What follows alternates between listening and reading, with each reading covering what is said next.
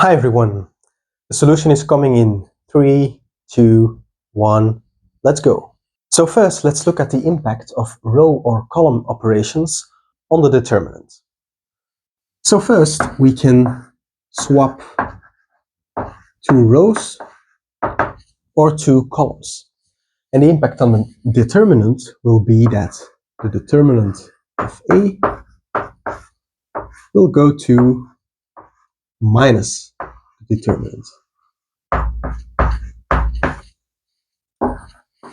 The second thing we can do is add a multiple of one row to another row.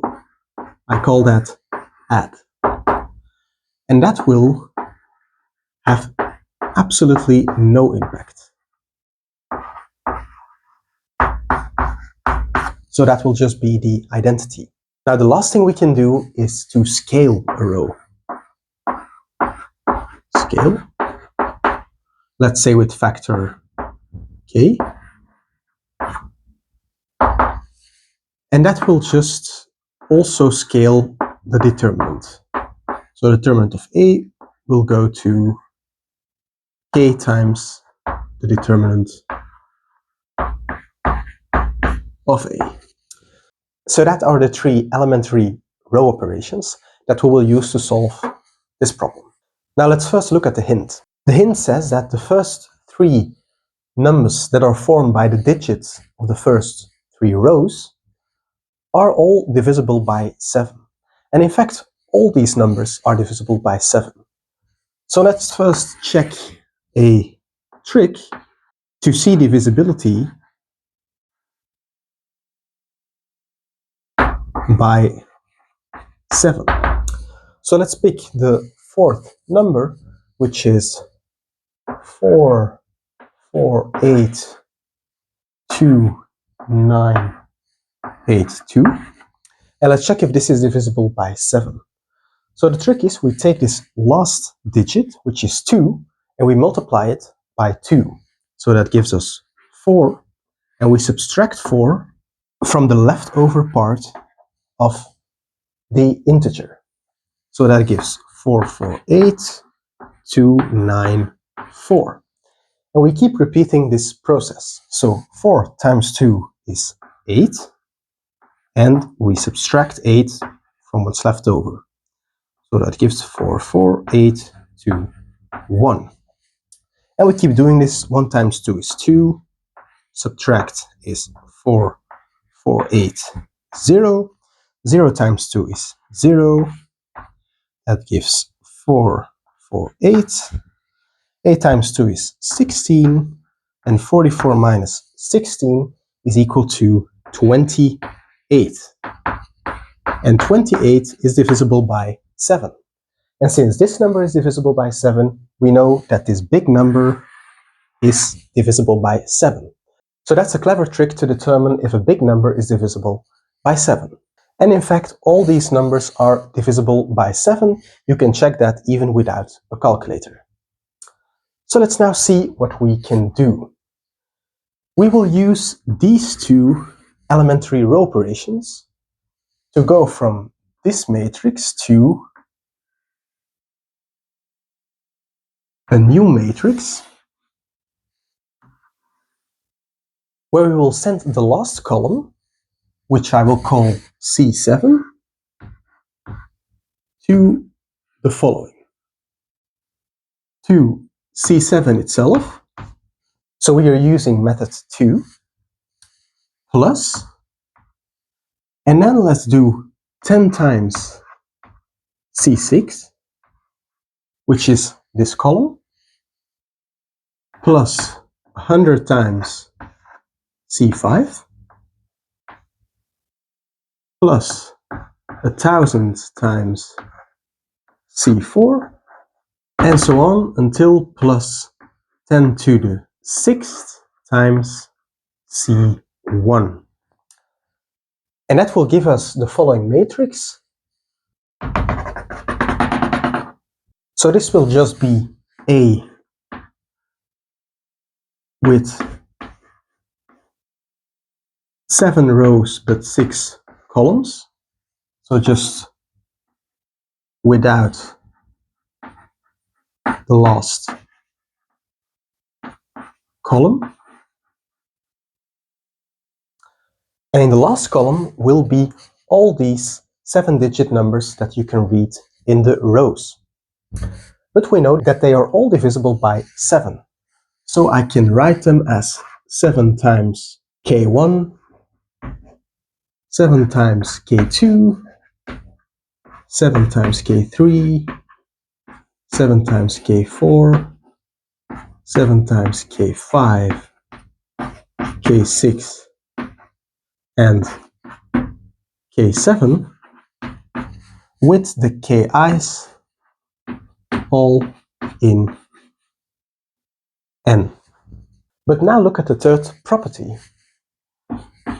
Since this matrix has the same determinant as this matrix, that means that the determinant of A is equal to 7 times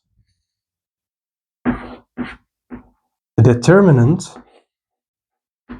of some matrix M, where M is equal to this first part, and then K1 all the way to K7. But notice that the determinant of M is an integer. So it follows that 7 divides the determinant of A. And that is our first result. So let's clear the board and finish the proof. Now we will look at the 7-digit numbers that are formed by the rows, if you read it from top to bottom. Then we get the following numbers. And let's look at divisibility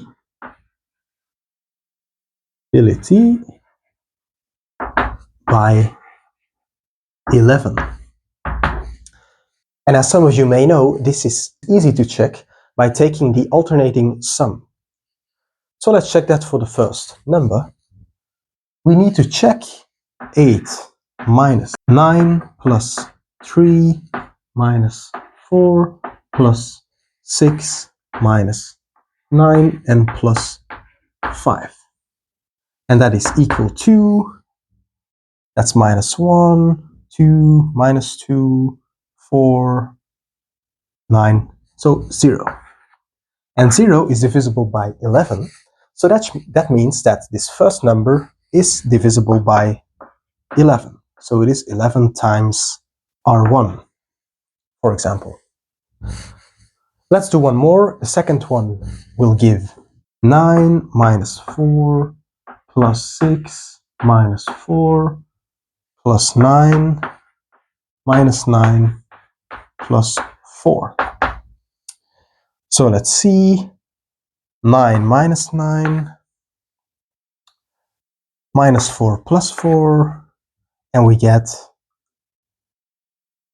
15 minus 4, which is 11.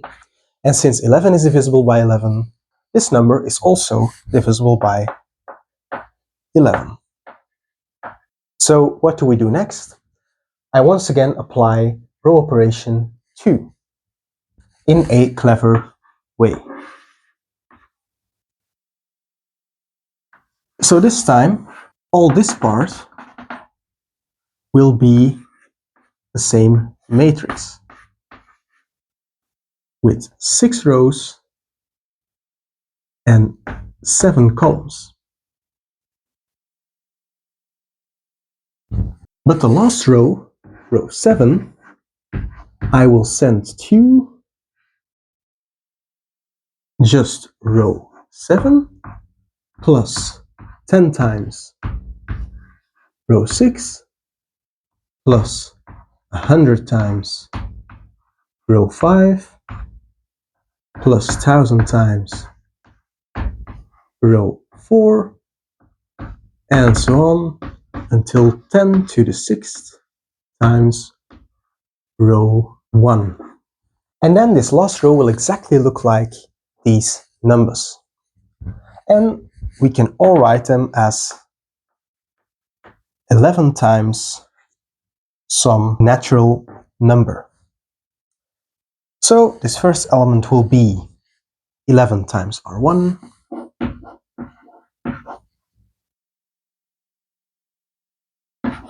11 R2, and so on until 11 times R7 with Ri in Z. So the whole last row is all divisible by 11. And you can check this for all these numbers. They are all divisible by 11. Then we can once again use rule 3. So we can scale the last row by a factor of 1 over 11. And then it will follow that the determinant of A is equal to 11 times the determinant of some matrix n, where n is equal to this matrix, and in the last row R1 till R7. And once again, this determinant, since all the inputs here are all integers, must be an integer. And that means that 11 divides the determinant of A. So now we know 11 divides the determinant of A, and we know that 7 divides the determinant of A.